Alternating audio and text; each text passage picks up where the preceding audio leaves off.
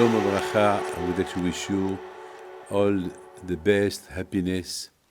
This small shiur, it's in the memory of my friend Yitzhak Ashkenazi Alav Shalom from United States, who passed away a year ago. This man, he was a man of Hesed. And I would like to tell you what the Talmud said. When Moshe Rabbeinu he went up to the Shamayim to bring the Torah, the Malachim, they wanted to burn Moshe Rabbeinu because they said to Hashem, this word, it doesn't belong to people. Do we go down earth to live with them? No. The angels, they live in the Shamayim, the sky. And the people, they live down here. So what Moshe Rabbeinu is doing here? So Hashem, he told Moshe Rabbeinu, Moshe, I'm going to change your face. Oh, how he changed his face? He started to look like Avraham Avinu. So HaKadosh Baruch Hu, he said to the angels, but look at this man. This man, when you went to Avraham, is Avraham Avinu. When I sent you to Avraham Avinu, he did to you a big feast, and you eat it with him, and now you want to kill him. So when they looked at Abraham, at Moshe, that he was looking like Avraham Avinu, well, they said, we're sorry. Yes, we recognize. So now that he gave us to eat when we were down there, so we let him live here. But the question is big. Do Hashem lie to the Malachim? It's a lie. Moshe Rabbeinu is Moshe Rabbeinu. He's not Avraham Avinu. He's Moshe Rabbeinu. So how Hashem, he lied to the Malachim? God forbid, Chas v'shalom, he didn't lie, but we want to understand. Moshe is Moshe, he's not Avraham. So how will he change his face? My friend, you have to know something. העולם עומד על התורה ועל העבודה ועל גמילות חסדים. This word is stand with the zichut of the Torah, with the zichut of the avodah, work, tefillah, avodah is tefillah, and gimilut hasadim, doing good things. So now, Moshe Rabbeinu, he went to the Shamayim to bring Torah. It is a problem. Moshe Rabbeinu had to go to the Shamayim to bring the Torah, because Hashem, he knew that this is the only way that people will respect Torah and mitzvot. So you have to go. Don't think that you have to go. Don't think that the Torah will go where you are. You have to go to search where is the Torah. A lot of people, they think, one day I saw somebody that I asked him, do you put tefillin? So he said, yes, once a week I put tefillin. I said, once a week? Do you eat once a day? Yes. You eat 3 times a day. Do you eat once a week? No. So how can you put tefillin only once a week? You have to put it every day. And then I said, well, there is somebody who comes to put me tefillin every day. I said, you have to go to put tefillin. Are you a baby? Does somebody have to come to see you to put tefillin? You have to go to synagogue or search for tefillin. Do you have a tefillin? No, I don't have tefillin. This man who came, he brings tefillin with him. I said, it's a mistake. Look, Hashem, he provides you everything. He comes to you. So you as well. You have to go to him, to his house. So understand, that's why Hashem, he wanted Moshe Rabbeinu to go to the Shamayim, that we can learn that Hashem, He wants to teach us that to get the Torah, you have to do sacrifice, even if you have to go to the Shamayim to bring the Torah from there, with all the danger there is there. Because the word remain with the zichut of the Torah. And the word remain with the zichut of the tefillah, to pray. And the word remain with the zichut of the chesed. So now you understand why Hashem changed the face of Moshe Rabbeinu to Abraham. Because we are all the children of Abraham Abinu. We are all. Barak Adi Avo. We are his imitation. We are his descendants. What Abraham did, we learned from Abraham. So all of us, we are Abraham when it comes to Chesed. All of us, we are like Yitzhak Avinu when it comes to Tefillah. So all of us, we are like Yaakov when it comes to Torah. So Hashem, He took the advantage that when Moshe Rabbeinu, he went to the Shamayim, it was very important that we should learn that to get the Torah, you have to go to find it where it is. And then, when the Malachim, they saw what this man is doing here, so Hashem mentioned to them, no, this man, he is the son, the great son of Abraham who did chesed. And without chesed, the world cannot stand. So he is like Abraham. The same way that Abraham Abinu give you food. So he need to come here to bring Torah, to take it down there, so that the word can stand with the zichot of the Torah. Because the Torah, it's standing, the word is standing with the Torah, with the chesed, and with the tefillah. So when Hashem, He changed the face of Moshe to become like the face of Abraham, it's not that Hashem wanted to lie to the Malachim. He just wanted to tell them that Moshe is Abraham, Moshe is Yitzhak, Moshe is Yaakov. When he has the three qualities, when a Jew has the three qualities on him, so he has everything. He is Abraham, he is Yitzhak, he is Yaakov. Matter of fact, every day when we do the Amidah, we mention Abraham, Yitzhak, and Yaakov. Every day. Elokeinu, Velokei Avotenu, Elokei Abraham, Elokei Yitzhak, Elokei Yaakov. Why we do this? So that we remember that our duty in this world is to, Be'ezat Hashem, to carry on the steps, the derech of the Abraham, Yitzhak, and Yaakov. My friend, Alav Shalom, Yitzhak Ashkenazi, he has the three qualities. He was a big Baal Emunah, big Emunah on HaKadosh Baruch Hu, a Rabbi. He was a big Baal Chesed, and he was somebody who prayed a lot. And he was somebody as well who supported the Torah. He has the three qualities. So, his name is Yitzhak. Yitzhak is the quality of Yitzhak Avinu. He was the Amud of Tefillah. He was Avodah. All his derech was to serve Hashem with sacrifice. And I would like to tell you a few stories about Yitzhak Ashkenazi. I remember when I went to New York 30 years ago, it happened something incredible. I went to see somebody that he was very, very ill, Mr. Dweck, Alav Shalom. He was the son-in-law of Mr. Moshe Dabach, Zichrono Livracha. And I went to visit this man. I remember this. I remember when I went to see him in the hospital, I went only for one day. I arrived in the morning and I have to go back to France in the evening. And when I was in the hospital, I don't know what happened. I lost my Moroccan passport.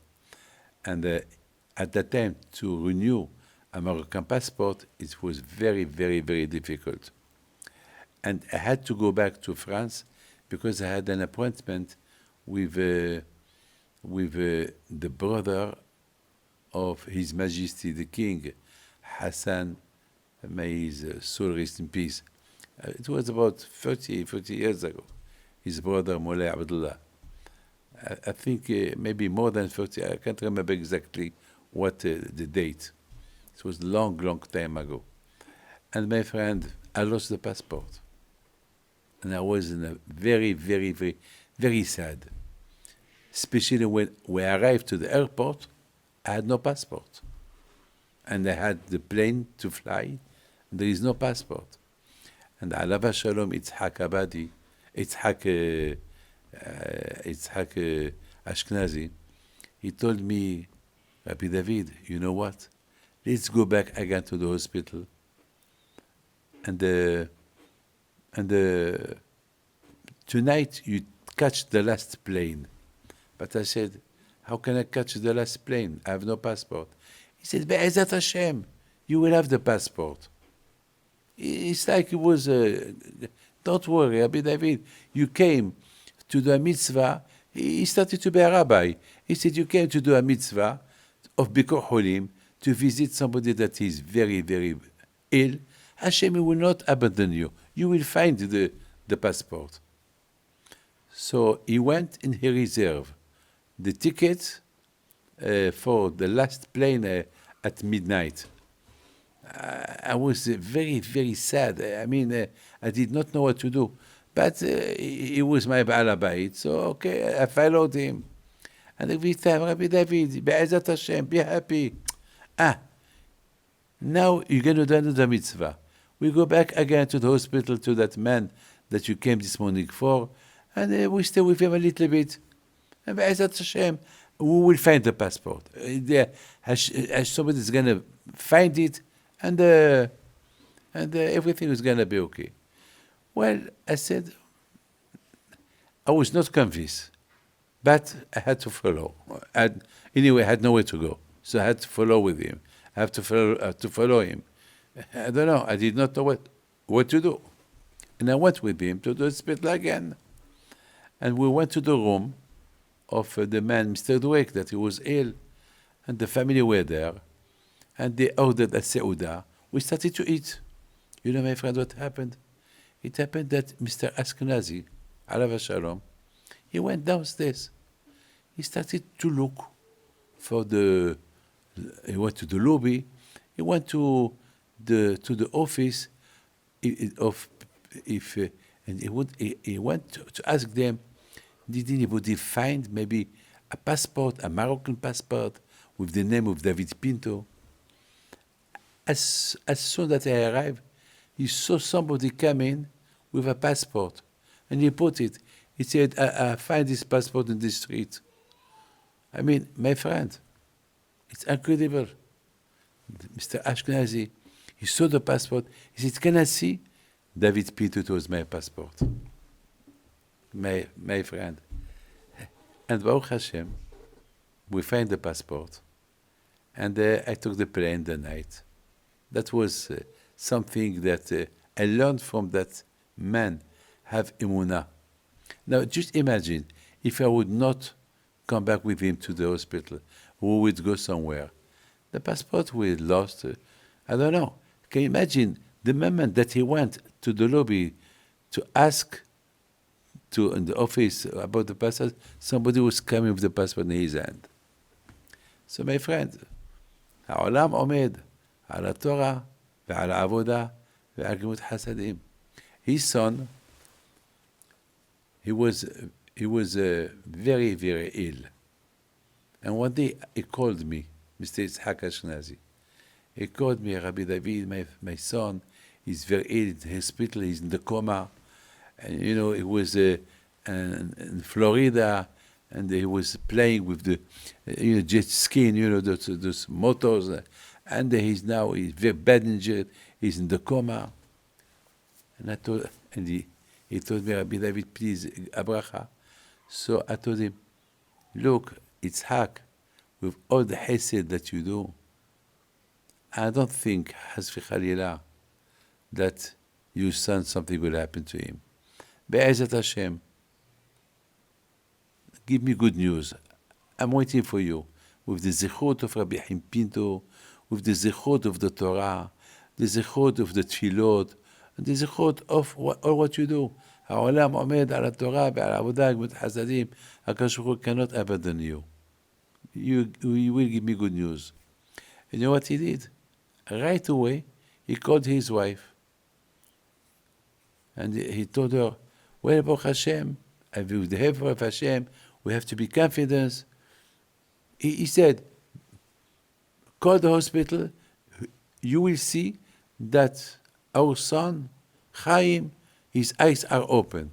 Can you imagine that, my friend? He was a big Ba'al Emunah. So his wife, she told him, but I am in the hospital. I just left the room. Chaim is in the coma. So call again. I didn't tell him to do what he did, but he had emunah. And she called, and the doctor, he was near the son, her son. Madam, come up. Chaim, your son, he opened his eyes. And this story, Chaim, he told me this story this Sunday in the yeshiva, because they did the year of Yitzchak Ashkenazi alav shalom, and the yeshiva Shivi Nafshi, big of Rab Mansour, Rav Gaon, Rab Mansour. So they were there, big seuda, and Baruch Hashem, and he said that story that I forgot, and then there was another story, all stories of emunah. That's why, my friend, I'm talking about him, because, as I said before, Ha'olam Omed, the word stand with the zichot of the Torah, Abudah, Ma'asim Tovim, and the zichot of the Emunah. And this man, Yitzchak alav shalom, he was a man that had all these qualities. He supported the Torah, he was a man of tefillah, and of course, he was a man of chesed, a lot of chesed. He had those three qualities on him. And of course, he had a lot of connection with rabbis. A lot he had in his life. I know him. I saw him last year, few months before he passed away. I saw him with big emunah, with big. I didn't see him for years, so I was very happy to see him again. It's like I saw him for the last time before he passed away. But there was another beautiful story that happened with him again. And that story was when his son, when he was in the coma, and he was very, very ill, that his son, he told the story to the rabbis on Sunday. He said that he has so they called me to tell me what happened to him. So I asked for his name. So they give me a name. So I don't know what happened. Every time I wanted to give the paracha, with the zichut of my grandfather, Rabbi Pinto, the paracha, I was telling every time, what? I couldn't listen to the name. So I understand. I hear all the conversation, but the name of the man who did the accident, I couldn't hear. So I told them, if I can hear, that means that's not the right name. Please, ask the parent for the right name. So they called Yitzchak Ashkenazi, alav shalom, and they called the wife, can we have the correct name of your son? So they said, his name is Chaim. Sorry, we didn't give this name to Rabbi David. We give him a false name. So this is the name. So when they called me, I could hear well. They said Chaim. I said, so it's not what you said before. No. So I said, now I understand how Kadosh Baruch Hu he did that. I didn't hear the first name. So because if I would give the bracha with the first name, it would be like a false bracha, not a full bracha. Maybe Baruch Hashem. My friend, if Hashem, He didn't let that I will listen the first name, that means with the zechut of Rabbi Yitzhak. Yitzhak was a big Baal Chesed. So because it was his son, so HaKadosh Baruch Hu didn't want that the name of his son that he has, he loved very much this son that he will receive a bracha to a false name. My friend, now we understand that Tov Shem Shemen Tov. When somebody passes away, what is very important is what he did in his life. And I heard the rabbis who spoke beautiful about him, what they said about him. When a man leaves this world, he leaves something that you can learn from him. What we can learn from him, because when he was alive, we didn't listen too much about him. He was very, very hidden. He hid all the chesed, all these beautiful qualities, he hid them. But when we started to hear what he was, what he did, after his death, so בעזרת השם, יהיה רצון שתהי, that his soul שתהי נשמתו בגן עדן, שהקדוש ברוך הוא will give to his family ברכה והצלחה, אמן כן רצון. תודה רבה.